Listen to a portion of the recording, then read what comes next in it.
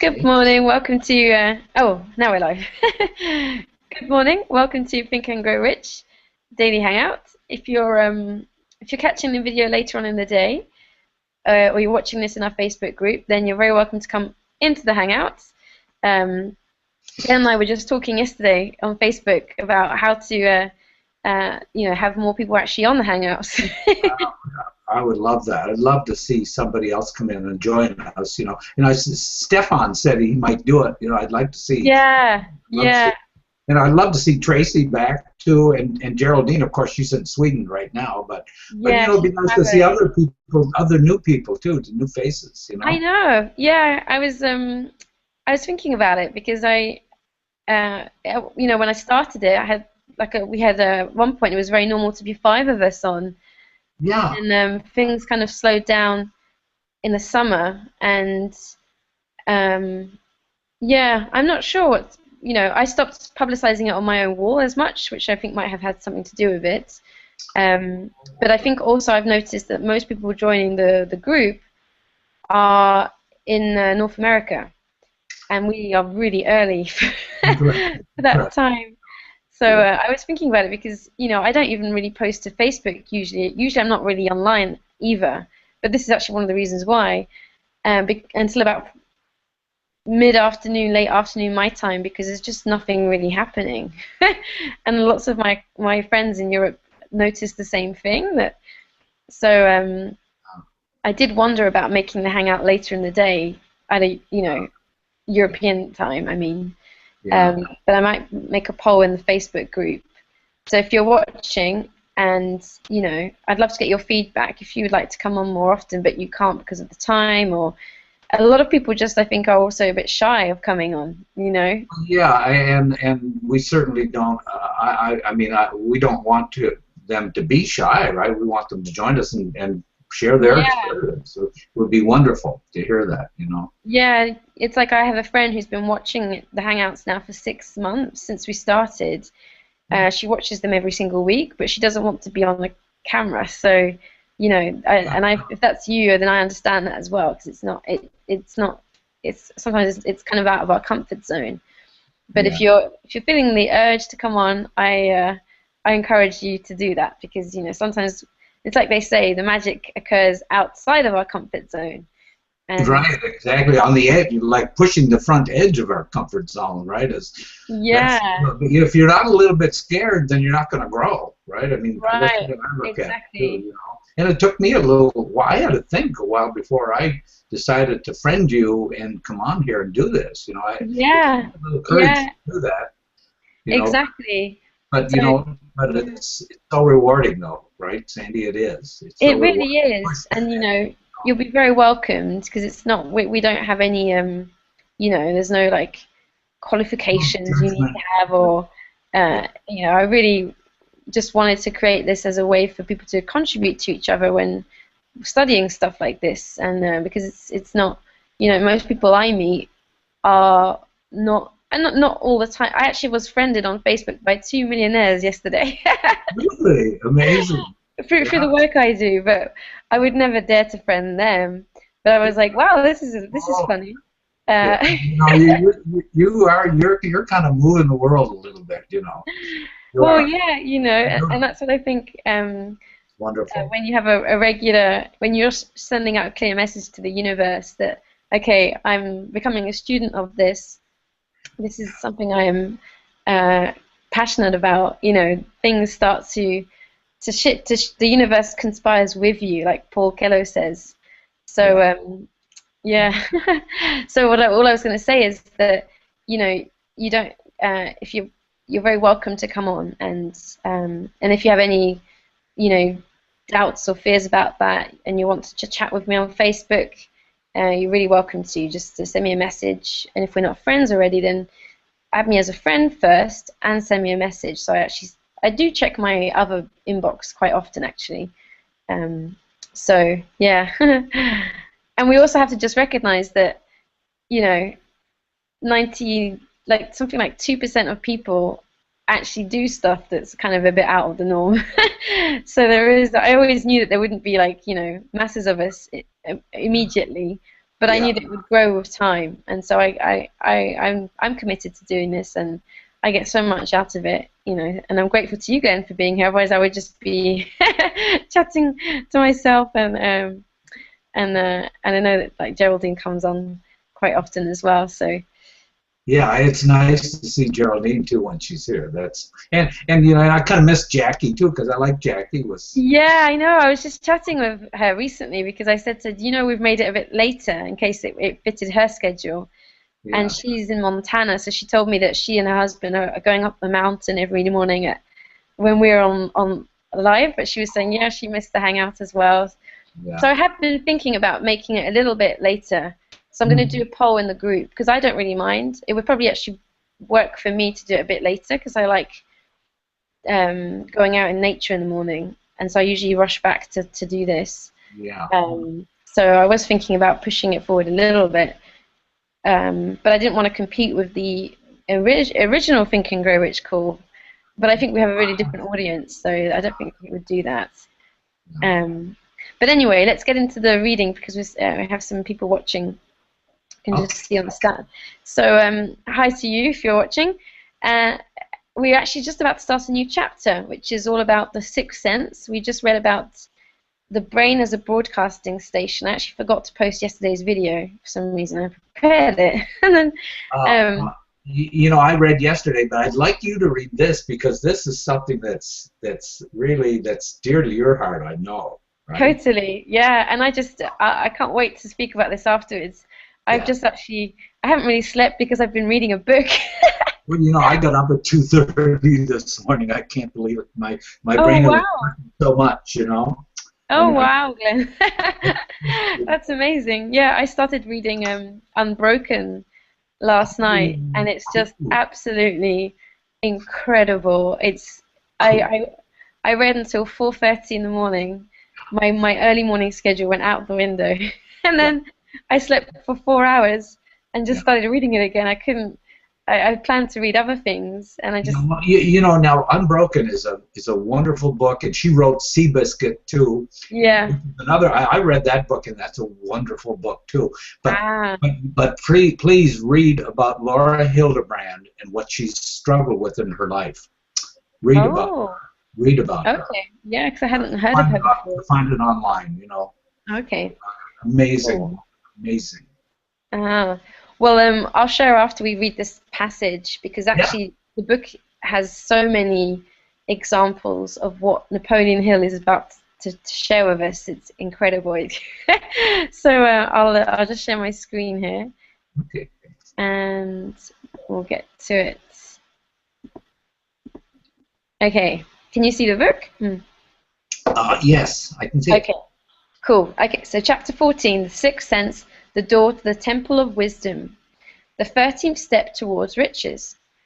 The 13th principle is known as the sixth sense, through which infinite intelligence may and will communicate voluntarily without any effort from or demands by the individual. This principle is the apex of the philosophy.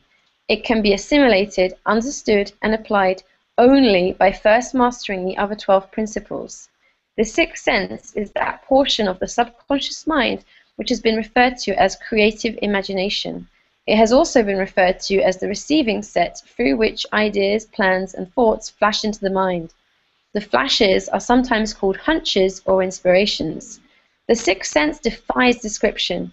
It cannot be described to a person who has not mastered the other principles of this philosophy, because such a person has no knowledge and no experience with which the sixth sense may be compared.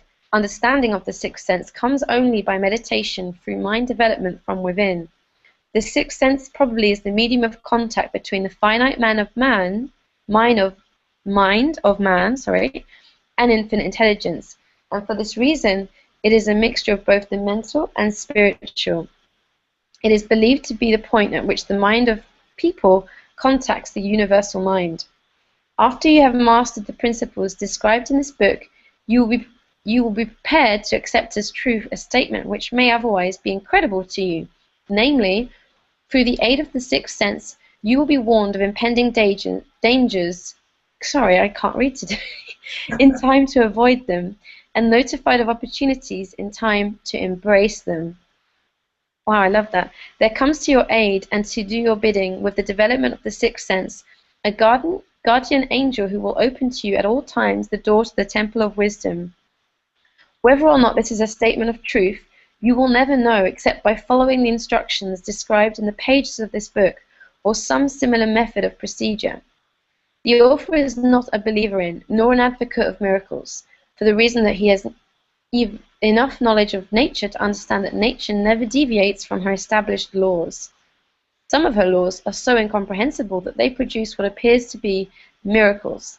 The sixth sense comes as near to being a miracle as anything I have ever experienced, and it appears so only because I do not understand the method by which this principle is operated. This much the author does know, that there is a power, or a first cause, or an intelligence which permeates every atom of matter and embraces every unit of energy perceptible to man and woman, that this infinite intelligence converts acorns into oak trees, causes water to flow downhill in response to the law of gravity, follows night with day and winter with summer, each maintaining its proper place and relationship to the other. This intelligence may, through the principles of this philosophy, be induced to aid in transmuting desires into concrete or material form. The author has this knowledge because he has experimented with it and has experienced it. Step by step, through the preceding chapters, you have been led to this last principle. If you have mastered each of the preceding principles, you are now prepared to accept, without being skeptical, the stupendous claims made here.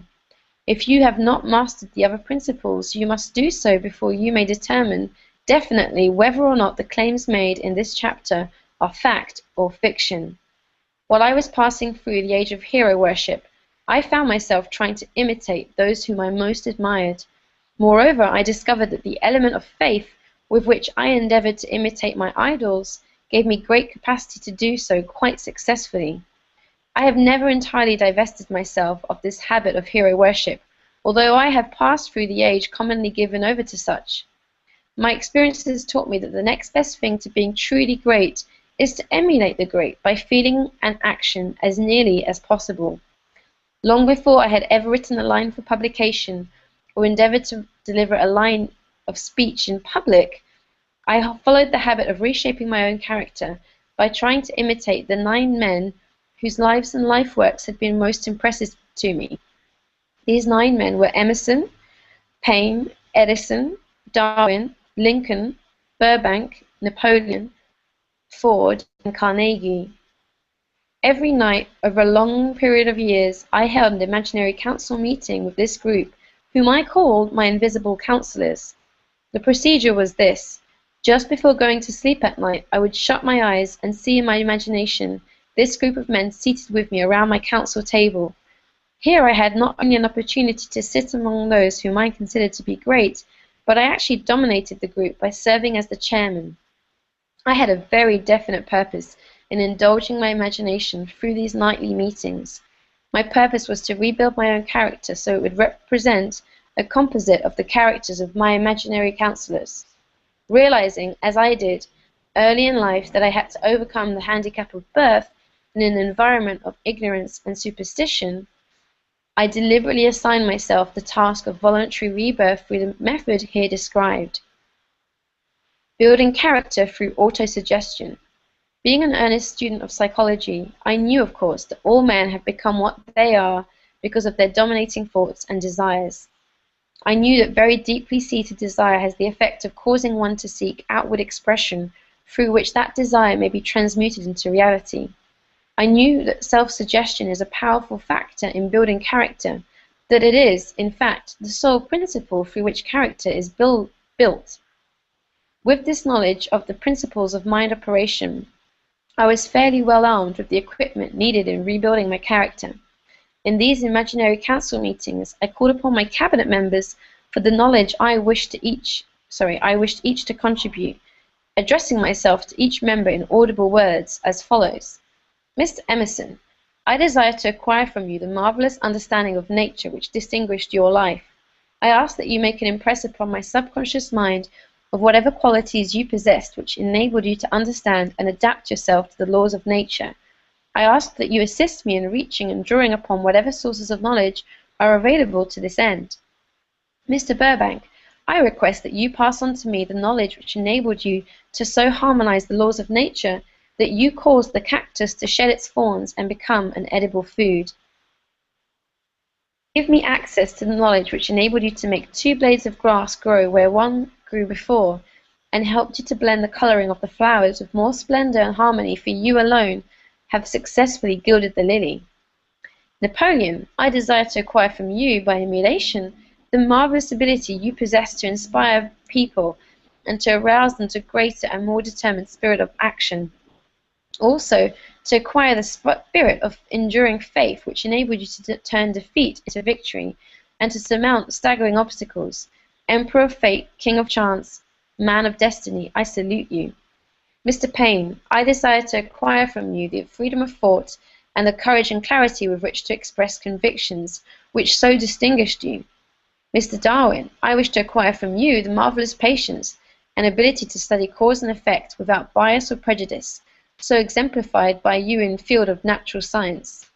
Mr. Lincoln, I desire to build on into my own character the keen sense of justice, the untiring spirit of patience, the sense of humor, the human understanding, and the tolerance which were your distinguishing characteristics.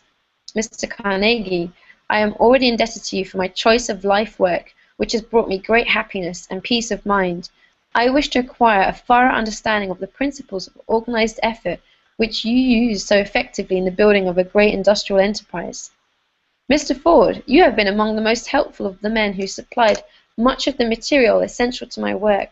I wish to acquire your spirit of persistence, the determination, poise, and self-confidence with which have enabled you to master poverty, organize, unify, and simplify human effort, so I may help others to follow in your footsteps. Mr. Edison, I have seated you nearest to me, at my right, because of the personal cooperation you have given me during my research into the causes of success and failure.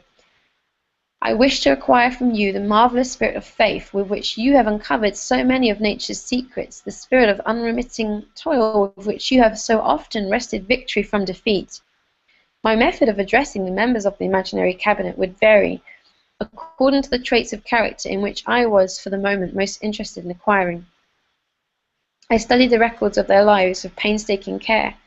After some months of this nightly procedure, I was astounded by the discovery that these imaginary figures became apparently real. Each of these 9 men developed individual characteristics which surprised me. For example, Lincoln developed the habit of always being late, then walking around in solemn parade. When he came, he walked very slowly with his hands clasped behind him, and once in a while he would stop as he passed and rest his hand momentarily upon my shoulder.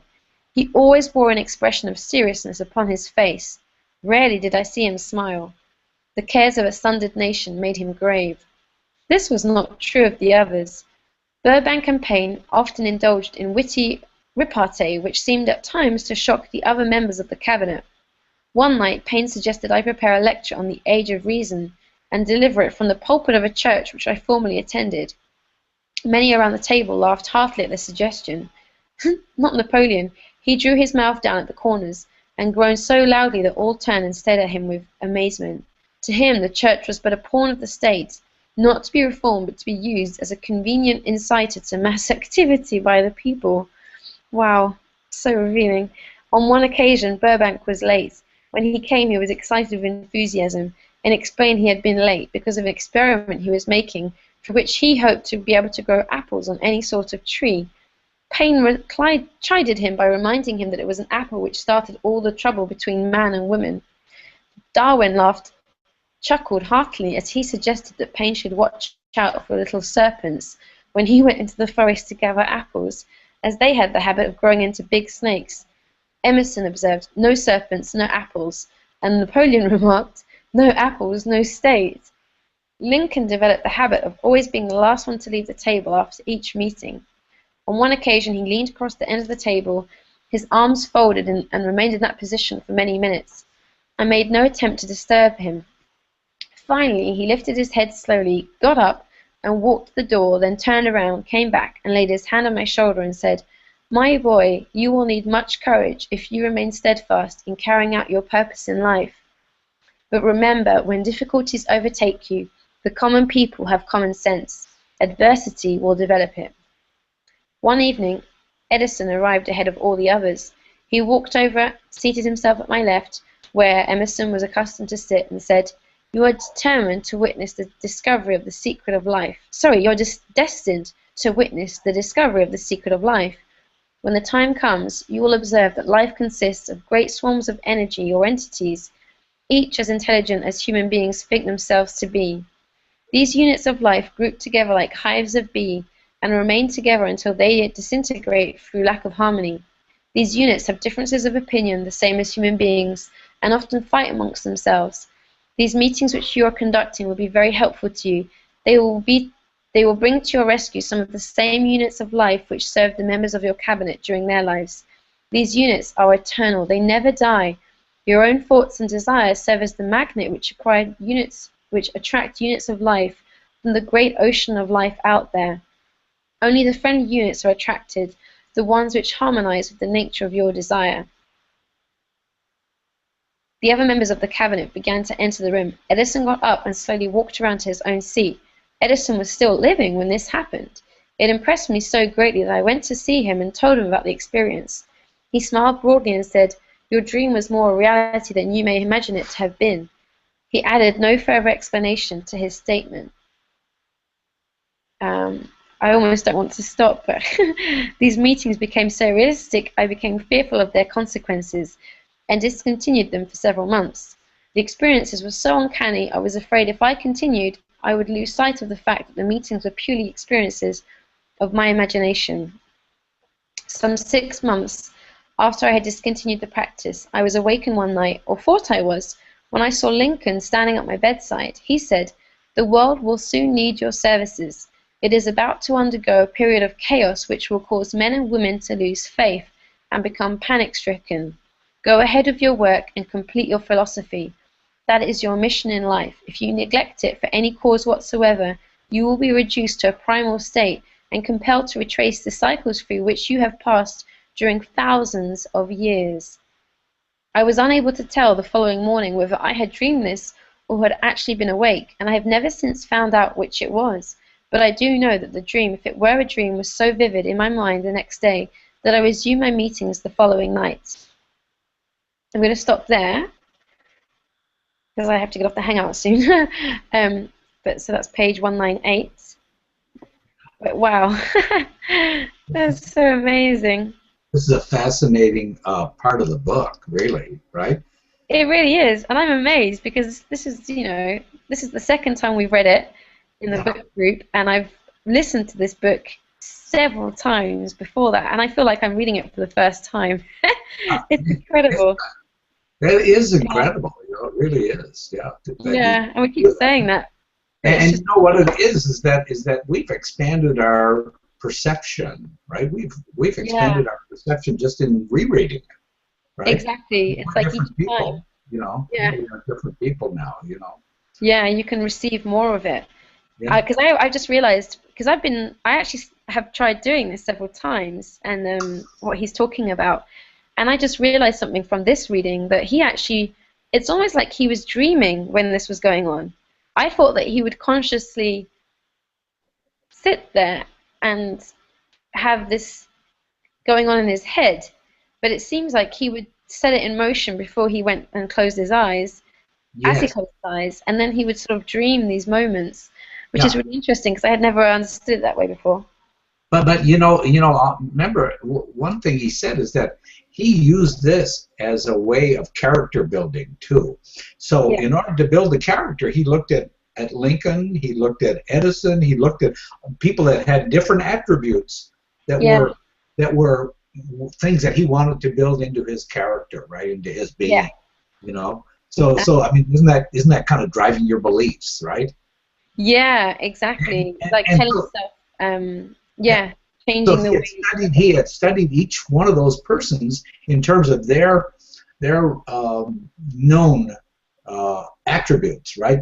Attributes that were important, right? He had studied each of them, and then he wrote that paragraph. So that would probably be a good exercise for anybody to do. Would be Yeah. to to determine, your group, right, and then try to write a little biography about what you want them to contribute to your being, right, to your growth. Yeah, exactly. Yeah, because then he would ask for the qualities that each one had to Yes. kind of like imprint into him almost. Yeah, Um, it was subconscious, right? It yeah. was subconscious, so it's so powerful. It Yeah, really and is. I want to just share as well.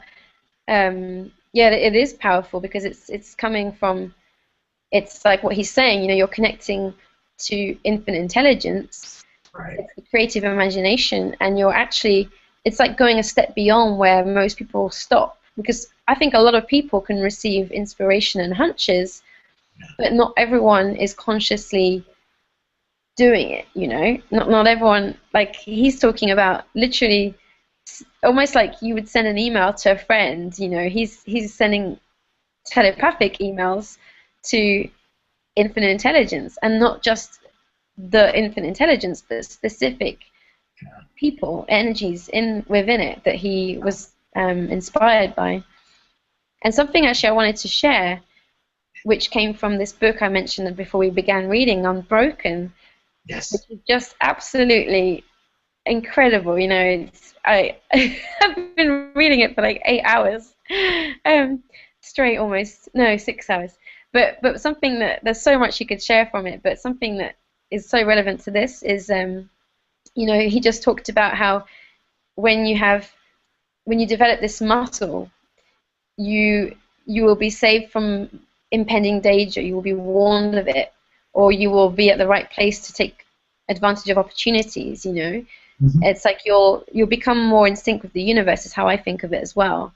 And so I wanted to give you an example from this book Unbroken, which is all about a one man, Zamperini, Louis Zamperini, he actually almost broke the 4 minute mile. I didn't quite understand that He was an before. athlete. Yeah. He was an U.S. Olympic athlete that Yeah. went to the Second World War, served for the U.S. Army, and massively long story.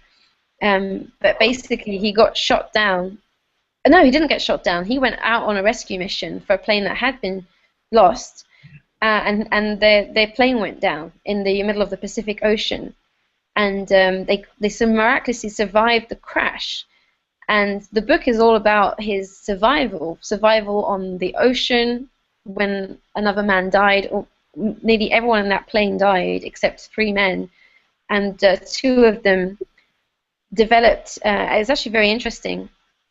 Louis says, when he's being interviewed for the book, that in the first days when they were on the raft that had survived from the plane crash, and they realized that they might not get rescued immediately, because initially they thought a bomber would find them straight away. They just had this expectation that they would be rescued very quickly. And as they gradually started to realize that they weren't going to be found because they were drifting away from where the US planes flew over, it was very difficult for US planes to spot shipwrecked rafts because they were so small, and there were lots of clouds and all these different things. But anyway, he remembered that he'd done psychology classes when he was younger, and that one of his physiology teachers had told him that the mind was like a muscle, and that if you didn't, like, in the same way that as an athlete knows when you don't train a muscle, it starts to atrophy and it starts to just go flabby. It doesn't. It starts to be it like lose its function. He remembered his physiology teacher teaching him that the mind was the same way. That if you don't, that you can control the mind. You can control where it goes, how it thinks, your beliefs, basically. And so he decided to take control of the raft, even though he wasn't the commanding officer of the 3 guys that were left. And they began telling stories and exercising their minds and not allowing themselves to get worried or fearful. And it's just so fascinating. If you're interested in Think and Grow Rich, you have to read Unbroken. It will just blow your mind. It's like an extreme example of how this works in the worst of conditions. And actually, that wasn't even the main thing I wanted to share. That I don't want to give the whole book away, So how can I share this without doing that? But basically, he survives the war. He goes through all kinds of things. It's just horrific what he goes through. And eventually, when he gets back to America, he seems to be fine, but he keeps, like lots of the prisoners of war were so tortured that they had horrendous flashbacks when they came back to America and settled back into normal life. And Louis starts having these flashbacks, and he starts having being obsessed about getting revenge on one of the guys that tortured him the most, and his life starts going downhill. He becomes an alcoholic, and just all goes wrong basically.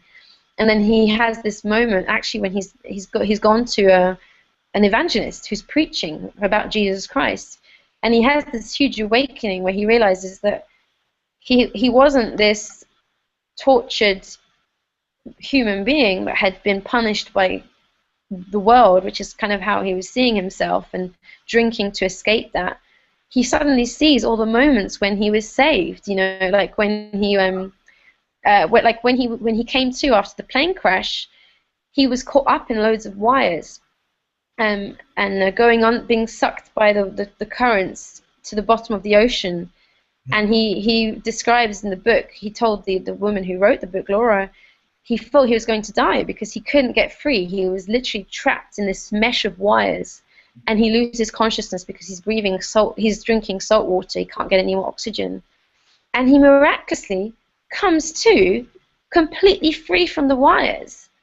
Yeah. And he says he couldn't understand it, how that had happened. And that there's all these different moments in his story when weird things happen, where they should have died, you know, that they get attacked 5 times by a Japanese bomber that flouts the code of honor for any country at war by attacking shipwrecked men.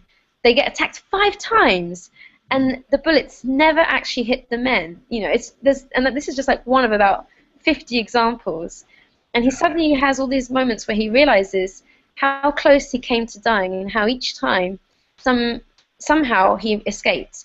And he stops seeing himself as a victim, and he starts to realize how lucky he was, how blessed he was. And that revelation like changes his life. And he became he went home, took all his alcohol, all the cigarettes, and gets rid of them. And I'm not going to share much more because there's loads more to the story. I don't want to give it all away, but to me that was just so powerful. Yeah. He stopped seeing himself.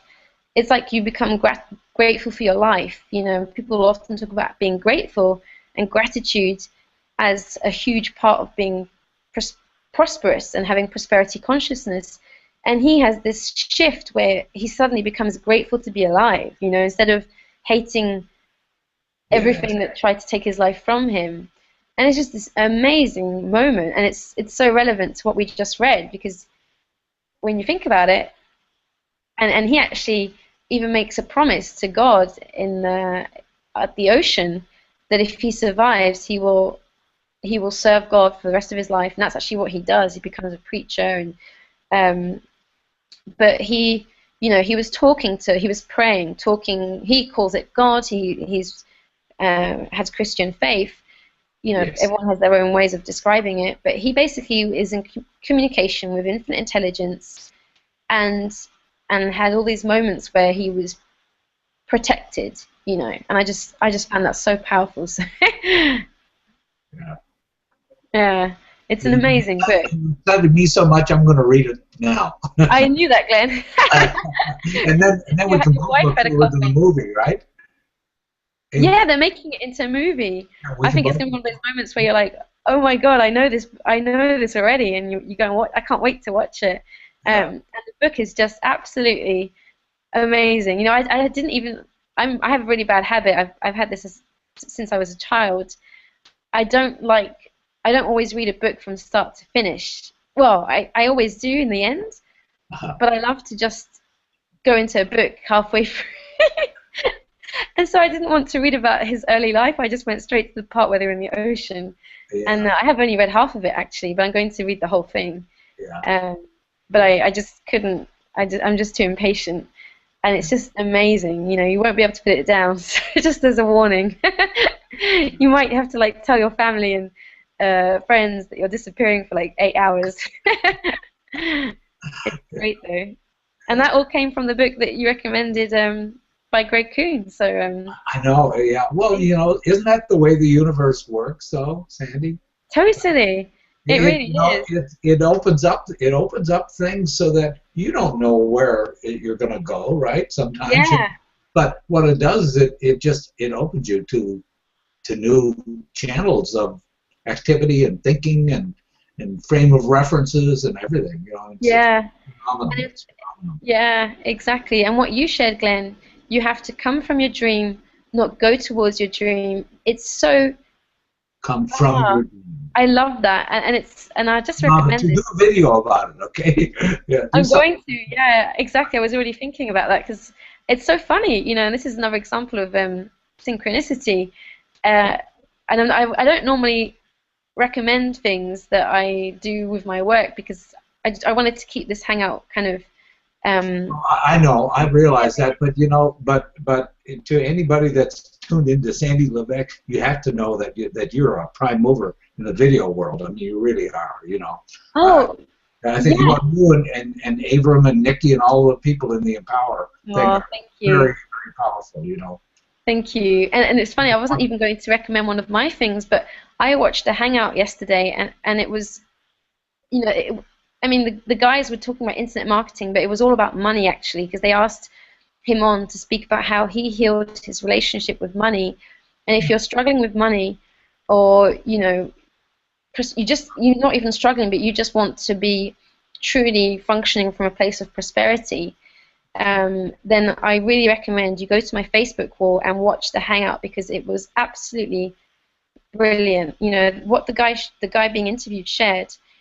It's so funny, Glenn. It's exactly what you shared about come from your dream because the aha moment I had from watching that Hangout, Yeah. which I think you guys watch. If you go and watch it, you'll have this as well, maybe in a different way. But he talked a lot about how he had this big goal for ages. For him, it was making $10,000 in a month, and that he talked about it for years. And with his girlfriend, they would make plans, and he would say, "When I'm making 10K a month, that's what we're going to do." And it became this huge, colossal place in his mind. And what happened was that twice in his online journey, he would get to around 8 or 9 thousand Yeah. dollars in a month, and then something would happen, everything would stop, and he wouldn't get there. And this happened 2 or 3 times, and he actually went to an event, and he spoke to one of his mentors, who is the millionaire and was making. He's actually a musician, but does network marketing to fund being able to go on rock band tours and stuff. And anyway, he at the time he was making about $50,000, $60,000 a month, and so this guy Kiala said to him, well, the other guy said to him, well, how can I? Is there something I can help you with? And he said, maybe there is actually, because I can't seem to break through the 10K ceiling, is how he described it. Every time I get close to it, my business stops, and I know that I'm doing something to stop it, but I don't know how to fix it. And the guy said, as soon as you let go of this whole 10K idea, you'll have it. And he Exactly. didn't understand it in the moment itself. He said he didn't. He just was like, what do you mean? Let go of it. How do I do that?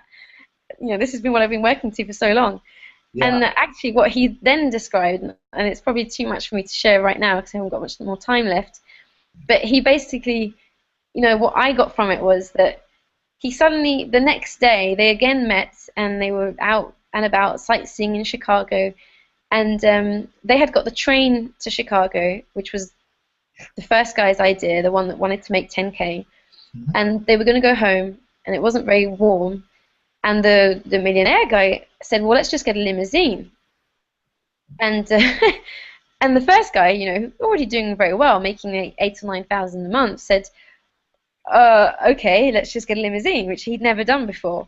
Uh, And he said he had this moment where he suddenly realized that he was worth having a limousine, but he didn't just have to get the train because it only cost $2.50. That he suddenly had this realization that there was no reason why he couldn't have that, and that he deserved it just as much as anyone else.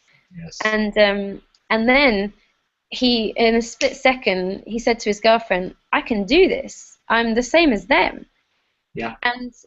And basically, what he didn't say it this way, but what I got from it was that, and he did say, he suddenly realized that he'd already made the 10,000. It was already there in the future. He just had to let it come to him and Yeah. stop. And basically, what I took from it was that he had separated himself from it. You know, he'd made it so much a big thing Yeah. that he was going to it, as you just said in the beginning, Glenn, which is why when you said that, it gave me goosebumps. I was like, oh my God, that's exactly why.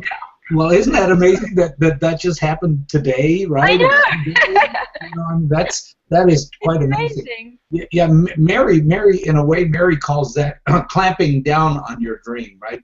Now, your dream is there, and you're working towards it, and you're arriving at your dream, and then you start clamping down on it. You'll reverse your direction, you know. Yeah, You don't clamp exactly. down on your dream, right? You know, you just Yeah. move.